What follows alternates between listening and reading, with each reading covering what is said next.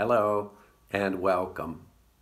Today we're reading another story from Rootabaga Pigeons by Carl Sandburg. And today we'll be reading the first of two stories, Out on the Tall Grass. And the people in these two stories are John, Jack, Johannes, Hummadummaduffer, Feedbox, Eva, Evelyn, Evangeline, Hummadummaduffer, Sky Blue, the Harvest Moon, a Haystack Cricket, and Baby Moon, Half Moon, Silver Moon, Doorbells, Chimneys, Cellars, the Night Policeman in the Village of Cream Puffs, Butterfingers, Three Strikes, and Cub Ball Players. And the title of our story today is The Haystack Cricket and How Things Are Different Up in the Moon Towns. There is an old man with wrinkles like wrinkled leather on his face, living among the cornfields on the rolling prairies near the Shampoo River. His name is John Jack Johannes Hummadummaduffer. His cronies and the people who know him call him Feedbox. His daughter is a cornfield girl with hair shining the way corn silk shines when the corn is ripe in the fall time. The tassels of corn silk hang down and blow in the wind with a rusty dark gold, and they seem to get mixed with her hair. Her name is Eva, Evelyn, Evangeline, Hummadummaduffer. And her chums and the people who know her call her Sky Blue.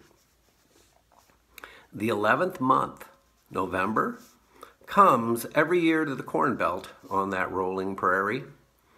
The wagons bring the corn from the fields in the harvest days, and the cracks in the corn cribs shine with the yellow and gold of the corn. The harvest moon comes too. They say it stacks sheaves of the November gold moonshine into gold corn shocks on the sky. So they say.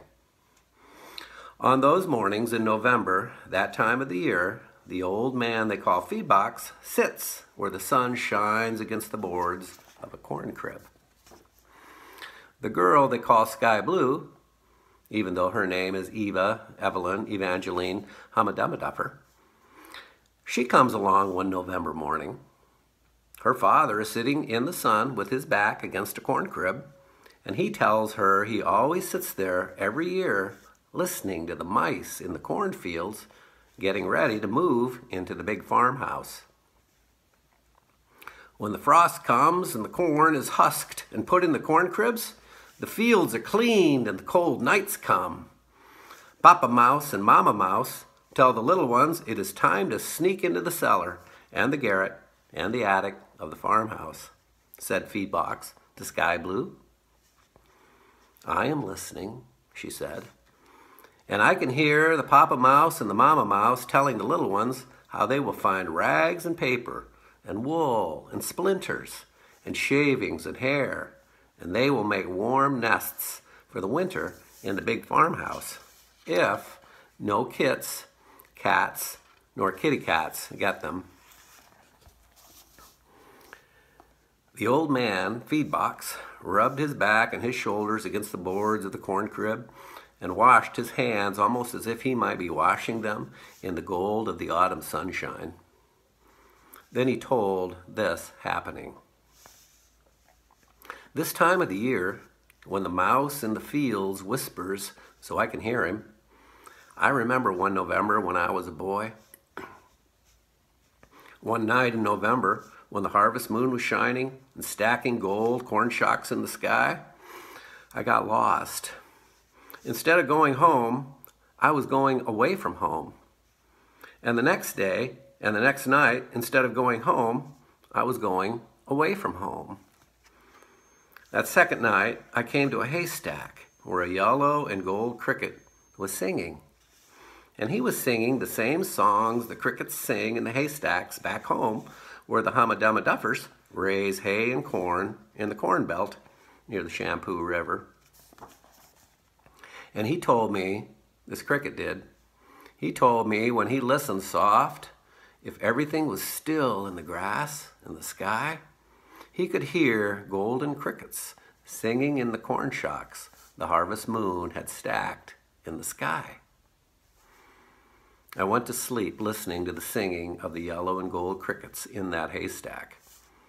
It was early in the morning, long before daylight, I guess. The two of us went on a trip away from the haystack. We took a trip. The yellow and gold cricket led the way. "It is the call of the harvest moon," he said to me in a singing whisper. "We are going up to the moon towns where the harvest moon stacks the corn shocks on the sky." We came to a little valley in the sky, and the harvest moon had slipped 3 little towns into that valley. 3 little towns named Half Moon, Baby Moon, and Silver Moon. In the town of Half Moon, they look out of the doors and they come in at the windows. So they have taken all the doorbells off the doors and put them on the windows. Whenever we rang a doorbell, we went to a window. In the town of Baby Moon, they had windows on the chimneys, so the smoke can look out of the window and see the weather before it comes out over the top of the chimney. And whenever the chimneys get tired of being stuck up on the top of the roof, the chimneys climb down and dance in the cellar. We saw 5 chimneys climb down and join hands and bump heads and dance a laughing chimney dance. In the town of Silver Moon, the sellers are not satisfied. They say to each other, "We are tired of being under, always under." So the sellers slip out from being under, always under. They slip out and climb up on top of the roof. And that was all we saw up among the moon towns of Half Moon, Baby Moon, and Silver Moon.